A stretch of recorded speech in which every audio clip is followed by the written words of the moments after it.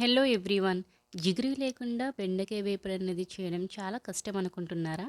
అయితే ఇలా వీడియోలో చూసి ఒకసారి ట్రై చేయండి. చాలా బాగా కుదురుతుంది. స్టవ్ వెలిగించుకొని పాన్ పెట్టుకున్నాక ఇందులోకి ఆయిల్ తీసుకుందాం. సో పోపు దినుసులు అన్నవి ఒకదాని తర్వాత ఒక్కొక్కటిగా ఇలా చక్కగా వేసేసుకున్నాక మనం ఒక 2 నిమిషాల పాటు దీన్ని బాగా వేయించేసుకుందాం. తర్వాత ఇందులోకి వెల్లుల్లి రెబ్బలు తరుగనేది వేస్తున్నానండి. అలానే ఉల్లితరు కూడా వేసేసుకుందాం. సో బెండకాయ కూరకి వెల్లుల్లిపాయలు అనేవి కాస్త ఎక్కువగానే వేసుకోండి. చాలా బాగుంటుంది కూర అన్నది.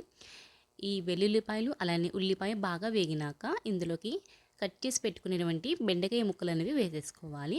అలానే రుచికి సరిపడగా ఉప్పు కూడా వేసేసుకొని ఓసారి ఇలా చక్కగా కిందకి మీదకి బాగా కలిపేసుకున్నాక మూత పెట్టుకొని మీడియం ఫ్లేమ్ మీద మనం మగ్గించుకుందాము. అయితే మధ్య మధ్యన ఇలా కలుపుకుంటూ మూత పెట్టుకుంటూ మనకి ఒక బెండకాయ అన్నది 70% దాకా కుక్ అయ్యేంత వరకు బాగా వేయించుకున్నాక ఇది మెయిన్ టిప్ అండి. ఇప్పుడు ఇందులోకి నేను పెరుగనేది యాడ్ చేస్తున్నాను. సో ఇలా మనం పెరుగనేది వేసుకోవడం వల్ల బెండకాయ ముక్కలు అనేవి పొడి పొడిగా అయ్యి మనకి బాగా వేగుతాయి అన్నమాట. కూర చాలా బాగా కుదురుతుంది, జిగరది అనేది ఏమీ లేకుండా. ఇప్పుడు ఇందులోకి నేను కారం అలానే మసాలా పొడి కూడా వేసేసుకొని బాగా కలిపేసుకుంటున్నాను.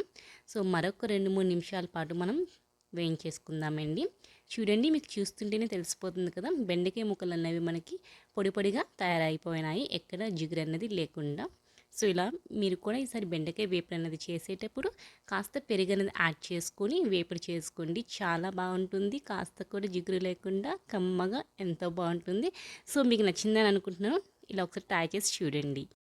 Due like share subscribe bell మర్చిపోదు. Thank you. Bye bye.